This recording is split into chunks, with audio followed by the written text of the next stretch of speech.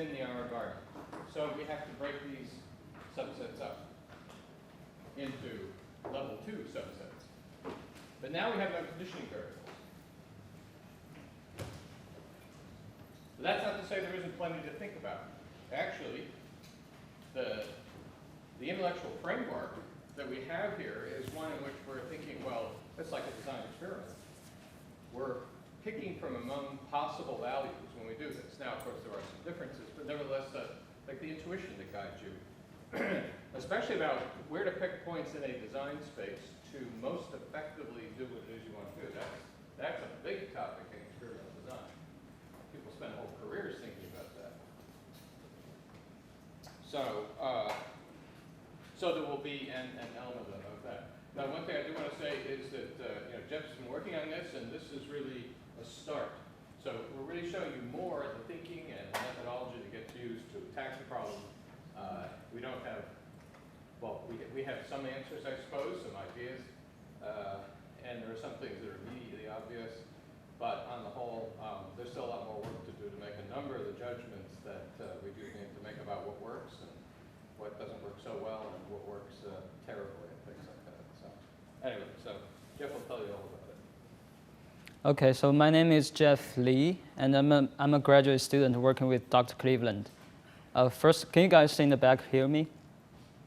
I can use the mic if you can hear me. Okay, good. So today I'm going to talk about some theory and methods about division and recombination. So instead of working with real data, we will just be doing some, we will just give some notation and develop some mathematical results, okay? So there's something from last time. You remember last time for the VOIP data, what we did was we created a basis division based on the conditional variable semi-call. And there is one problem. For some of the subsets from this conditional variable division, it's still too large to be analyzed with a variety of mathematical, with a variety of statistical models and machine learning algorithms. So this problem, it actually happens all the time for big data analysis. So what do we do about this? Suppose n is the number of observations in a level 1 subset. Level 1 subset meaning the subset created from conditional variable division. Suppose there's n observations in this level 1 subset, and n is too big to be computed with. What do we do? So the solution is to carry out a level 2 division with further dividing the level 1 subset. Remember, in a level 1 subset are created by conditional variable division. Oops, thanks. So level 1 subsets are created by conditional variable division. So there's no more conditional variable in level 1 subsets. Actually, the value of the conditional variables are the same within the same subset. So we say there's no more conditional variable. So we cannot do the level 2 division based on the conditional variable. We can only divide the data based on the within subset variables in this level 1 subset. And these resulting level 2 subsets created based on the values of within subset variables are called simple replicates of the within subset variables. We can actually think of this as running repetitions of the same experiment with the same variables measured repeatedly, and no changes have been made for the experiment. Okay. So there are two types of division method: conditional variable division, and this division created. This division leads to simple replicates. We call them simple replicate division. So there are two types of division methods. The conditional variable division is a good practice for both large and small data. And it happens to help us with computation. Well, this simple replicate division is purely done for computational because simply we cannot compute with so many data. Maybe we can do it with some of the statistical models, but we cannot do it for like a variety of models.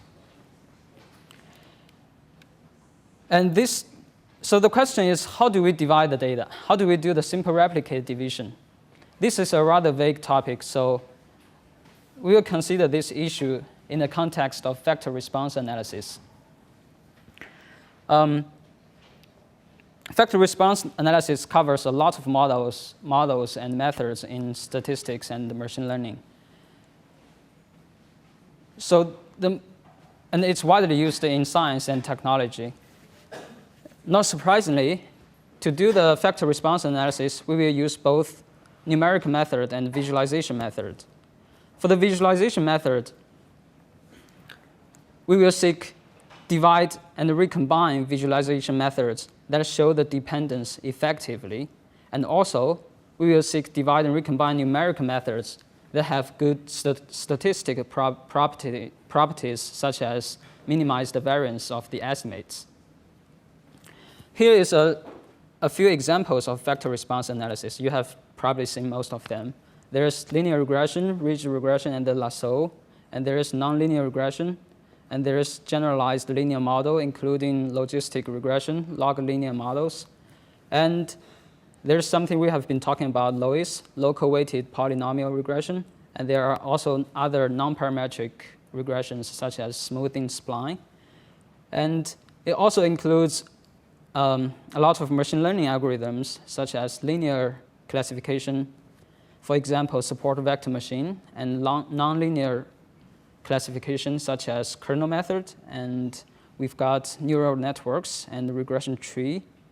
So this list could go very, very long.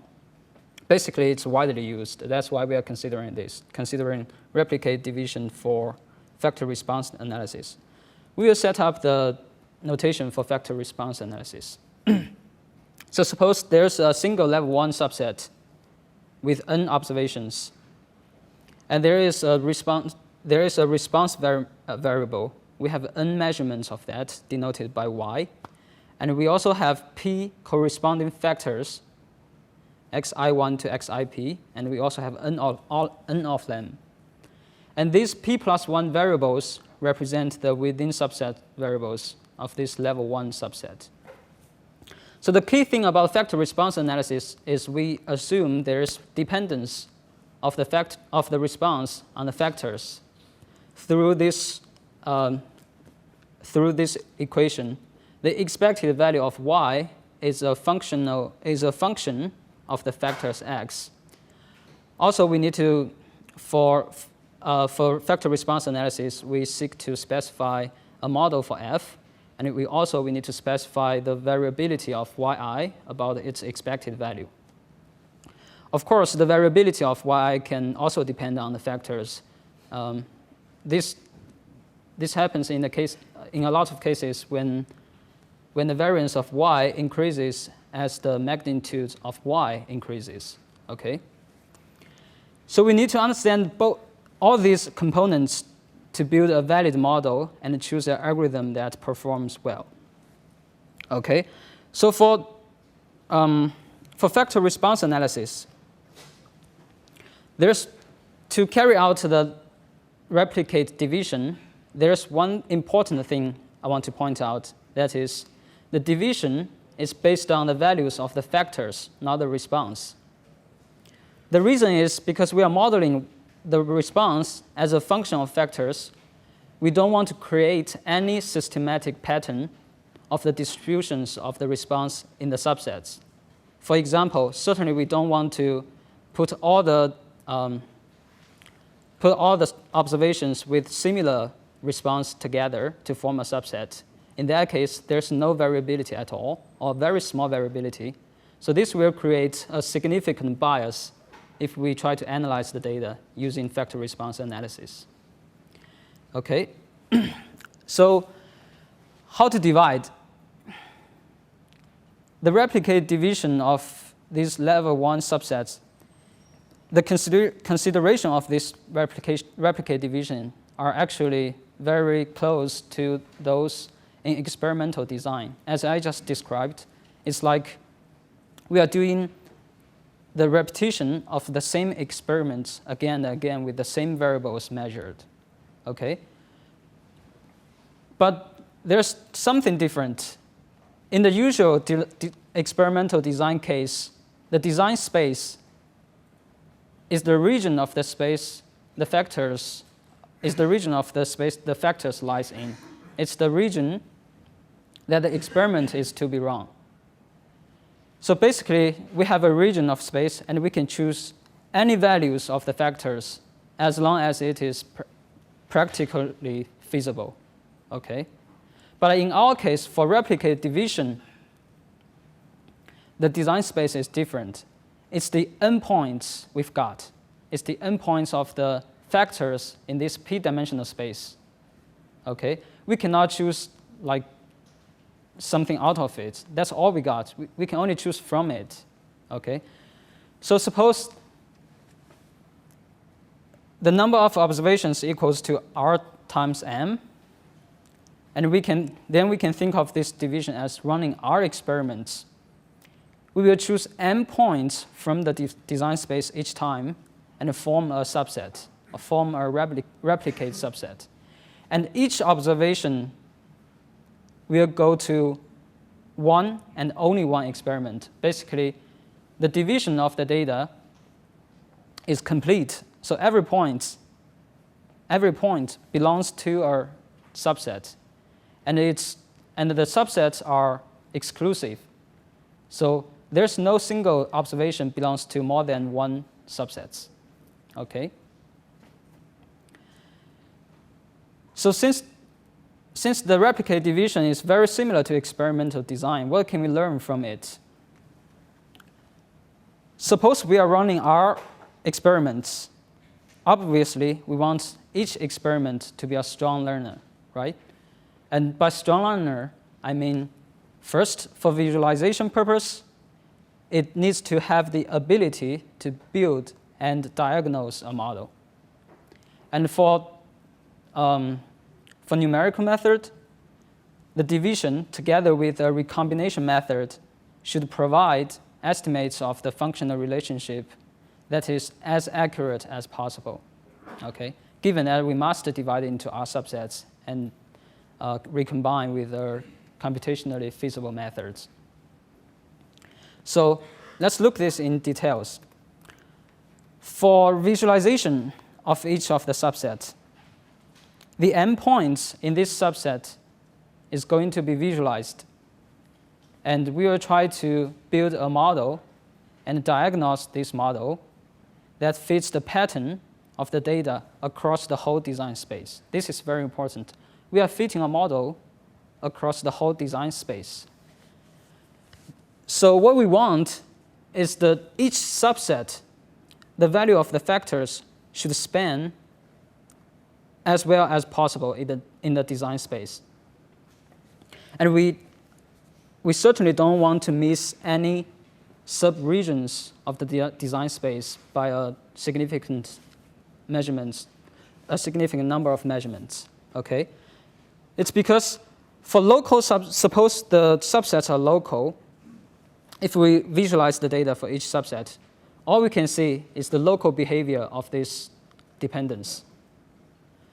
It's really hard to merge all these local displays of dependence to form an understanding of the global dependence. In the case when the global dependence is very smooth, actually,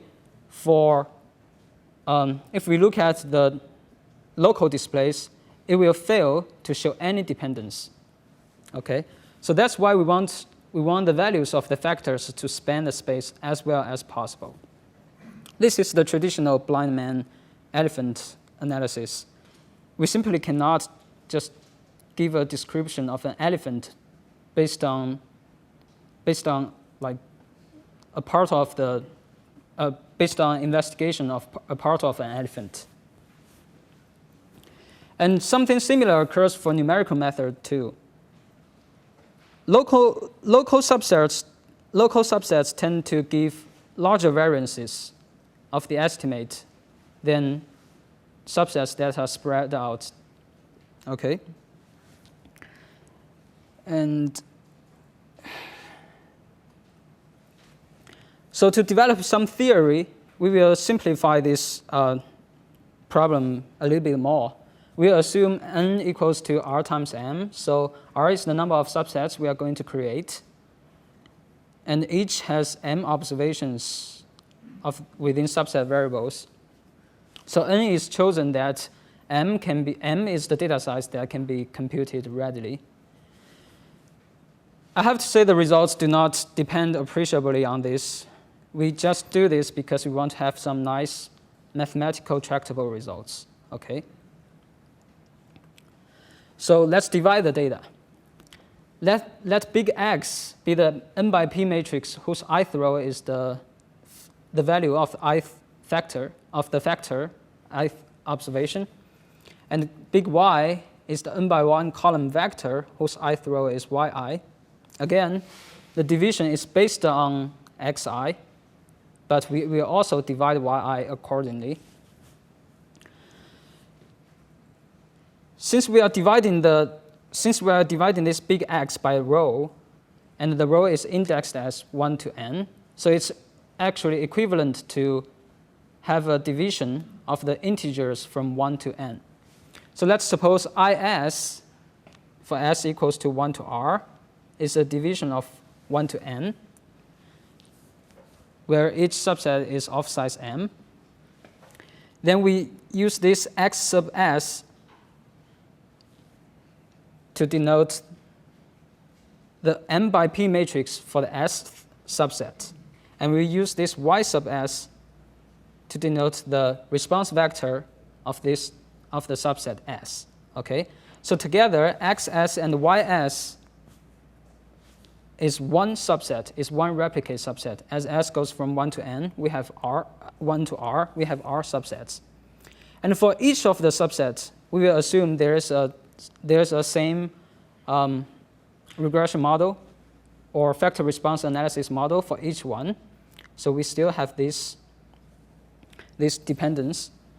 And to get some results, we'll start with linear regression because it leads to some mathematical formulas, some solid results. For linear regression,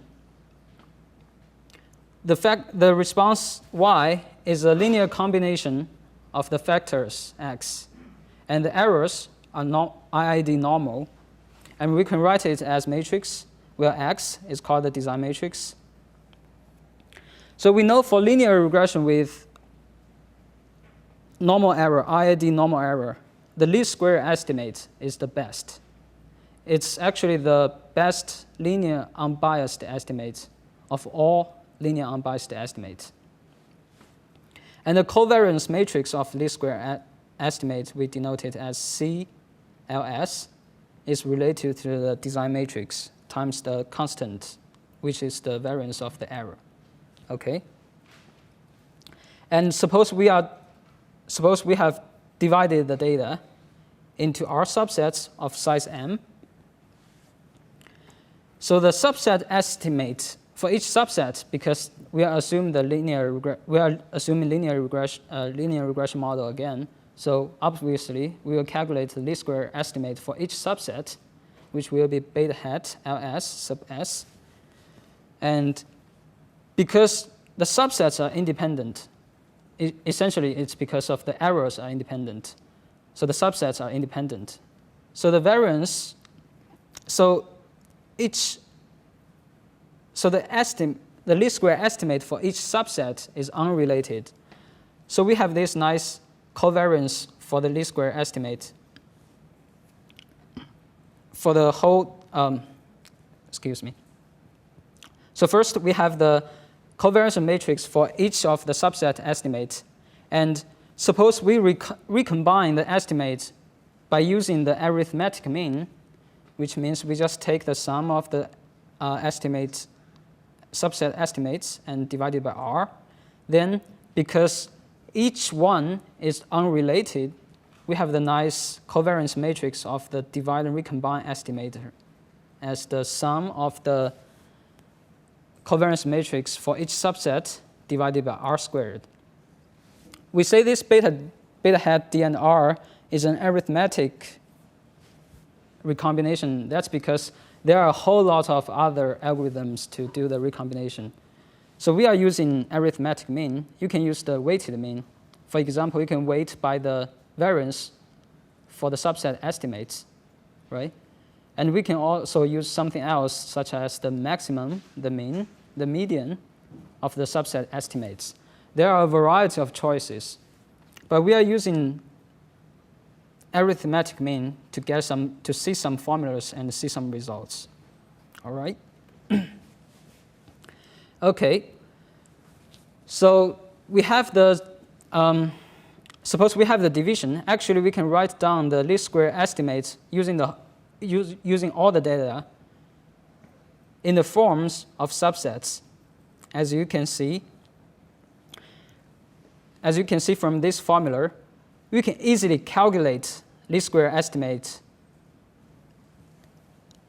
by just summing up all these x prime x for each subset and summing up x prime y for each subset. We take the inverse of the previous sum and we multiply the results together. We can get the exact least square estimate. So what does this tell us? That means for least square estimate of linear regression, we can easily compute the exact results by using this divide and recombine paradigm. And with repay, because it fits in this divide and recombine paradigm, with repay, it's easily implemented. So since we know how to calculate this exact least square estimate for linear regression, what's the point of studying it? What's the point? The reason is,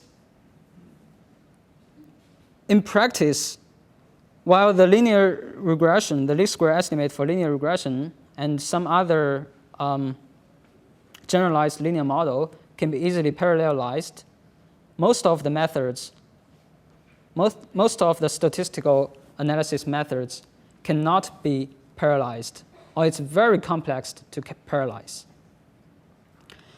So we have like thousands of methods, and to parallelize all of them is just I wouldn't say it's a mission impossible. It's just not something everyone would enjoy to do. Okay, so instead, we are parallelizing the data. We don't parallelize the algorithm, we parallelize the data, and we apply all the existing method to each subset, and we recombine the results. Okay, so that's our approach. And we will start with least squares estimates for linear regression on behalf of all the other vector response analysis methods. And another reason we need to consider this, how to carry out replicate division and how to carry out recombination, is for visualization purpose. Because we need to visualize the pattern across the whole design space, so we need to find a nice way to divide the data, And we need to find a nice way to recombine the displays from subset estimates. So for visualization purpose, the recombination is usually done by taking a sample of the subset displays. The reason we are not looking at all of them is just it's too many. R could be a very large number, so it's impossible to visualize all of them. We can only take a sample of the displays and go over it. I know Dr. Cleveland said we can simply go over thousands of displays using the rapid scan, using a well-designed rapid scan displays. It's just, I don't think this is a job everyone would enjoy, okay? So we will take a sample. How do we make sure the sample will be a good representative of the whole design space. That's what we need to figure out to divide, how to divide the data. Okay. There is a very informative special case, is called the exact replicate. Suppose we have exact replicates. Exact replicates means we have the factor measurements.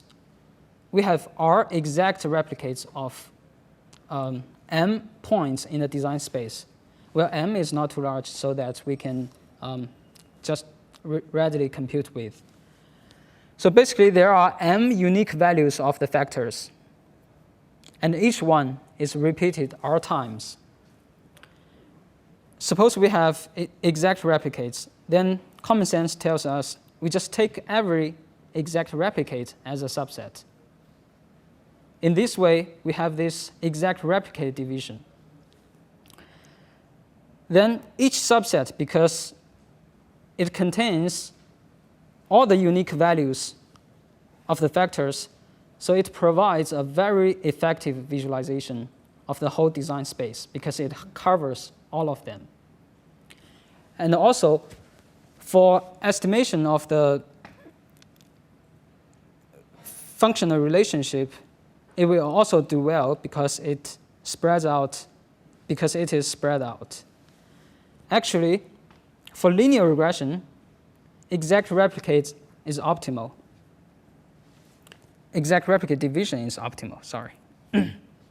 So suppose all the design matrix for subsets are the same for all S, then the least square estimate using all data can be written as this, and the divide and recombine using exact replicate division and mean recombination is also in this form. So the divide and recombine estimate is exactly the same as the least square estimate using all data. This is a very nice thing. But in real life, we don't have this convenience, and we typically don't have the convenience to have exact replicates. So what do we do? So this example provides the intuition for what we call near exact replicate division.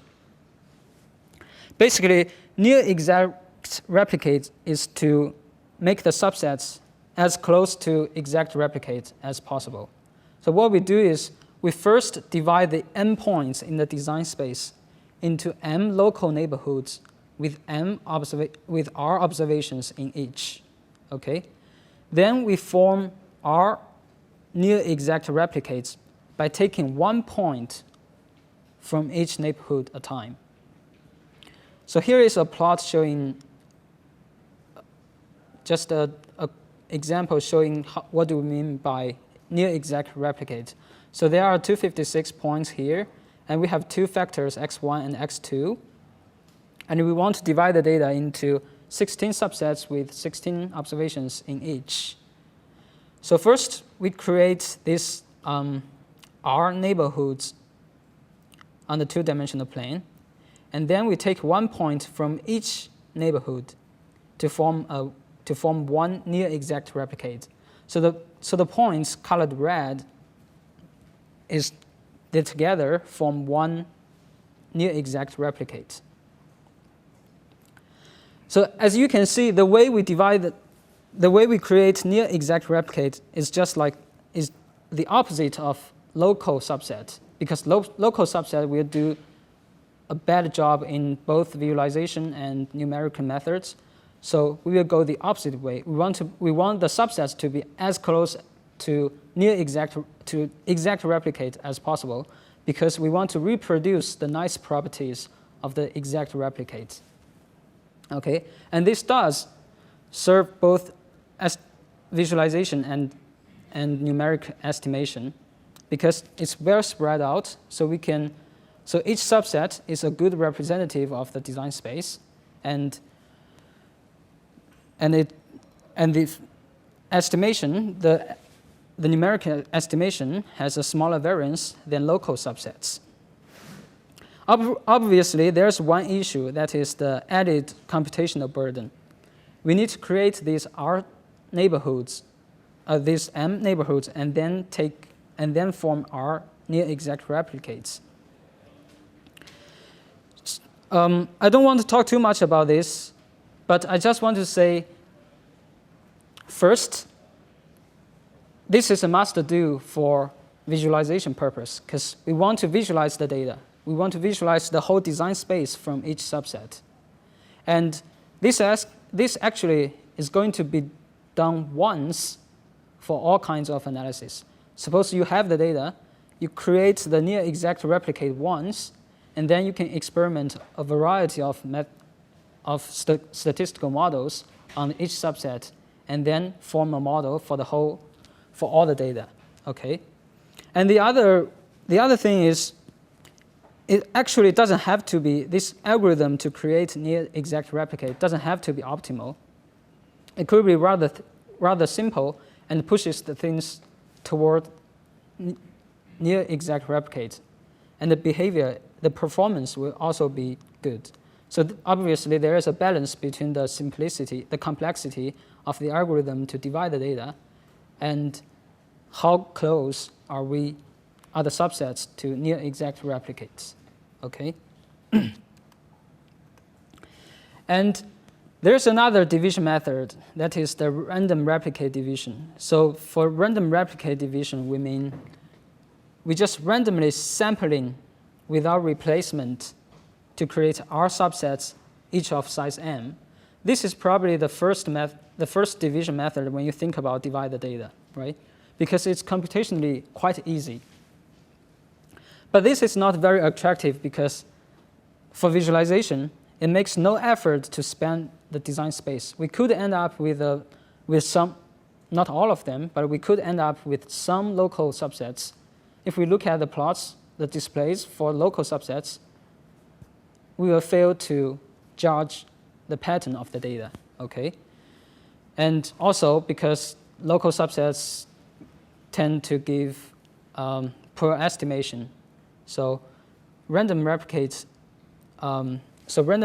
division is not particularly a strong learner. But of course, it's very easy in terms of computation. So there is a trade-off.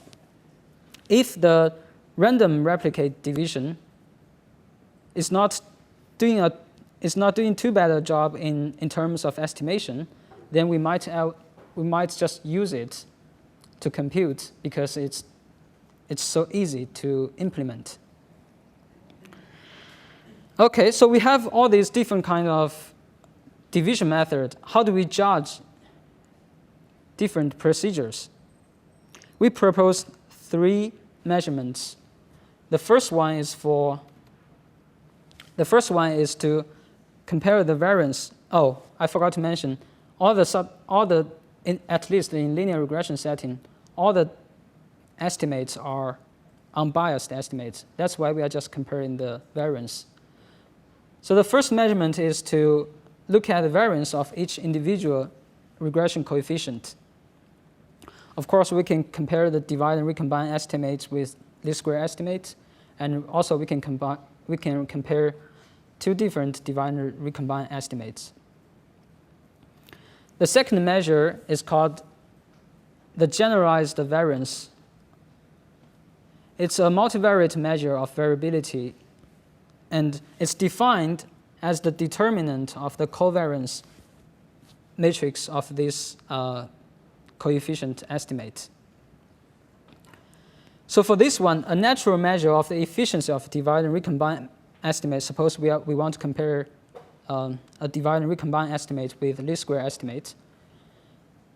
A natural measure is the ratio between the 2 determinants. By definition, because these are covariance matrix, so it's positive definite. So the determinants are positive, so the efficiency is greater than 0. And by Cauchy's inequality, this one is always greater than 1. This actually makes sense because, first, this is greater than 1 means the divide and recombine is never going to do better than least square estimate. This actually makes sense because least square estimate is the best linear unbiased estimate. And divide and recombine happens to be one linear unbiased estimate. So it can never do better than that. Actually, the equality holds if and only if this matrix x prime x for each subset are the same across all subsets.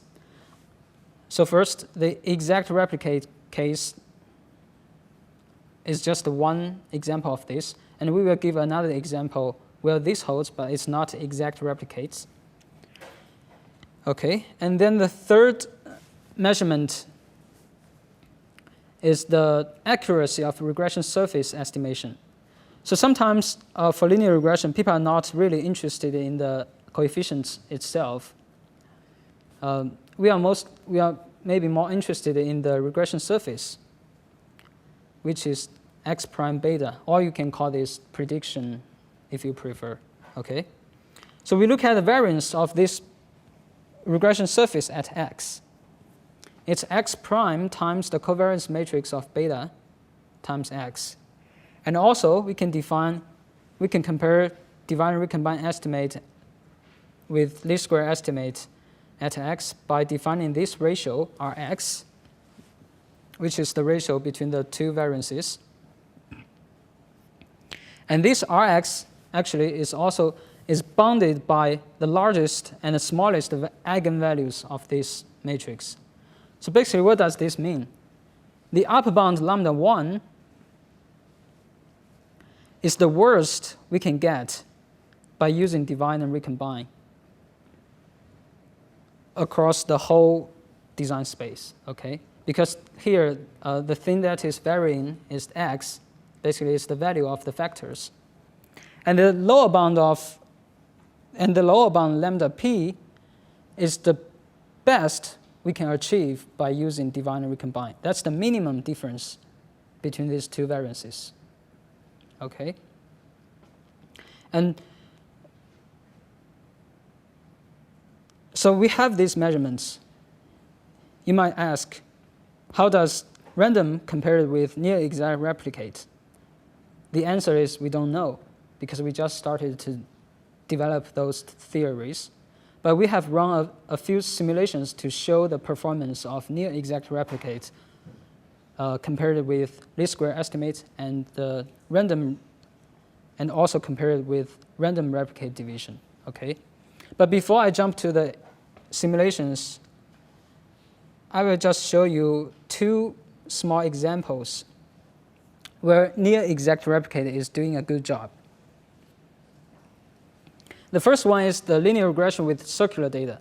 Suppose the response is a periodic function of angle theta, and let's suppose the period is 1, then y is often modeled as trigonometric polynomials. So basically, it's a constant plus cosine terms and sine terms with different periods. And again, we assume n equals to Rm, and the errors are normal, are IID normal. So we further suppose theta I is equally spaced within 0 to 1, which means theta I is just I divided by n. The reason we only look at the data within one period is because suppose we have data for more than one period. This just becomes exact replicate because of the periodicity of trigonometric functions, right? So, and we know exact replicate, for exact replicate, we can get the exact least square estimate by using the divide and recombine. Okay? So we will only look at the angles within one period. Now, to partition data, we use near exact replicated division. That creates R subsets, and the subset S contains every S theta. Basically, that means we have theta S, theta R plus S, until theta m minus 1 times R plus S for the subset S. And we calculate the least square estimate for each of the subsets, and we take the mean of the subset least square estimates as the divide and recombine estimate. And guess what? the divide and recombine estimate with near exact replicate division and the mean recombination is again exactly the same as least square estimates using all data. Okay, so that's one toy example, and the other one is linear regression through a region with integer valued factors. So we have the model linear regression through a region. Yi is beta times I plus epsilon I. You might say this is not a good model. Usually we have the constant term, and why do we assume the factor is integer valued? The only reason is because for the others, it's just too hard to get some solid mathematical results. Okay, so we do examples on this, and we can get some mathematical results that will provide intuition for further study. Okay, so the least square estimate with all data is unbiased with the variance. It's a constant term times 1 over r cubed. So it converges to 0 in the order of 3. Okay, that's the least square estimate using all data. And suppose we apply this local division. I didn't formally define this, but it's very intuitive. So we create R subsets, each consists of m consecutive integers. So basically, for the subset S, we have S minus 1 times m plus 1, and S minus 1 times m plus 2 until S times m. And this belongs to one subset. And again, we calculate the least square estimate for each of these subsets, and we recombine by taking the mean. So the variance of the overall divide and recombine estimate is the sum of the variance divided by r squared. It's a constant term times 1 over r squared. So the approximation is good for m equals to 10,000. The reason we fix m is because m is usually the number you can handle at once. Okay, so that's a fixed number, and we let r goes to infinity. So this converges to 0 in the order of 2. And how is near exact replicate? For near exact replicate, we partition the data in this way. The S subset takes every S integer. Basically, it's S, R plus S, until n minus 1 times R plus S. Okay? And again, we calculate the subset least square estimates, and we recombine by taking the mean. And the result is this. It's actually the same as least square estimates using all data. So clearly, local partitioning, the variance of local partitioning is inflated because it always pays a penalty for not spanning the design space. Okay. Now simulations. So this is just a start, so we didn't run it on a huge number of observations. So here we investigate 3 estimates. That is the least square estimates using all data, and the near exact replicate division with mean recombination, and the random replicate division with mean recombination. So the model is, we have 3 factors. One is a constant, so we have x1 and x2, and the number of observations is taken to be 32,000. And because we are just trying to see how different division method performs, so we don't really generate y here, because as we see, the variance of the coefficients are just a function, are just related to the design matrix. So instead, we generate x. And these 2 x's are generated independently. We experiment with 4 different distributions. We have uniform 0, 1, we have normal 0, 1, and we have the mixture of normal 0, 1 and normal 5, 1, and then we have the mixture of 0, 1 and normal 10, 1. So for the last 2, it's actually, because each one is a mixture of 2 normals, so we actually have 4 clusters on a 2-dimensional plane. And then we also experiment on a series of numbers of subsets. So we let R goes from 2 to 2 to the 10th. Okay, and each combination of the parameters is repeated 100 times. And how do we evaluate those estimates? As I have said, we have 3 measurements. We have the variance of the individual regression coefficients. We calculate the ratio between near exact and the least square, and we calculate the ratio between random and the near exact replicate. So basically, we are trying to see what's the performance of the near exact replicate with respect to the least square estimates, and we are trying to see we are trying to compare near exact replicate with random. And also for the other 2 measurements, we have the same thing here. This is the generalized variance of the estimates. We calculate the ratio for both cases. And again, here, we also have there's one thing for this one. We have the maximum and minimum ratio between these because we know it from the maximum and minimum eigenvalue of that matrix. So we know the worst case and the best case. And here's the plots. So the first plot is the variance of beta 1 when x1 and x2 are both normal 0, 1. Here, the y-axis, we have 2 panels. The first one, the top panel is random to near exact replicate. So we are comparing random with near exact replicate. And the second one is near exact replicate compared with least square estimate.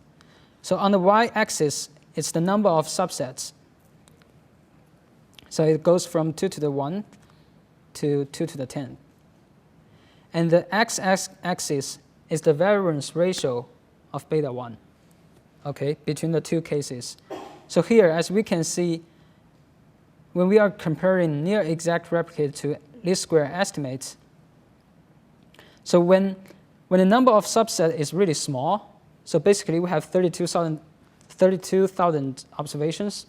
When the number of subset is 2, we are just dividing it into 2 subsets, and each one has a huge number of observations. So the difference is really small. And that's why it all starts from very close to 1 until we see some deviation from 1 when the number of subsets gets bigger.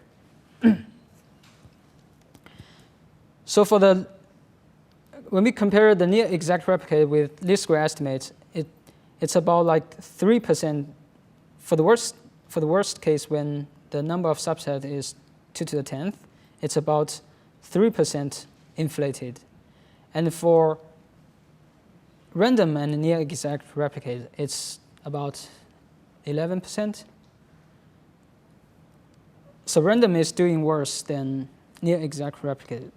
Although you might say 11% is not a big thing, so since random replicate division is so easy, why not just use it? Yes, of course. If it's just 11%, then we absolutely can use it to simplify the computation. But remember, we need to visualize the design space. So I'm tempted to say near exact replicate division will be done for visualization, and it must be done for visualization. We might as well use it for the estimation, okay? And then this one is the variance of beta 1. This shows very similar behavior. This is the variance of beta 1 for the mixture of normal 0, 1 and normal 10, 1. So this one, near exact replicate is doing better because it's much less than 1%, which is much less than 3% here. Okay, and this one is also doing better. So all these plots show similar results. Random can be not too far off, but it's never better than near exact replicate. And there's a couple plots more, but the findings are very similar. So it's the generalized variance of beta and generalized variance beta for different distribution. And again, we have the accuracy of the regression surface So the bottom two panels are for the maximum difference, and the top two panels are for the minimum difference. This all shows very similar results. It's a good thing because we have, that means the three measurements are consistent. And then this is just another plot for mixture of normal 0, 1 and 10, 1. And that's all I'm going to talk about today. So any questions? All right. Oh. How has this been generalized to other methods? Not yet. We have just started to work on this. Yes. How do you know in practice when the size of a level 1 subset is too large? Because we can try to like use a variety of different methods on it, and sometimes it's not possible, or it's taking a very long time to run the algorithm. Then we know it's too big. Okay. All right, you're free to go.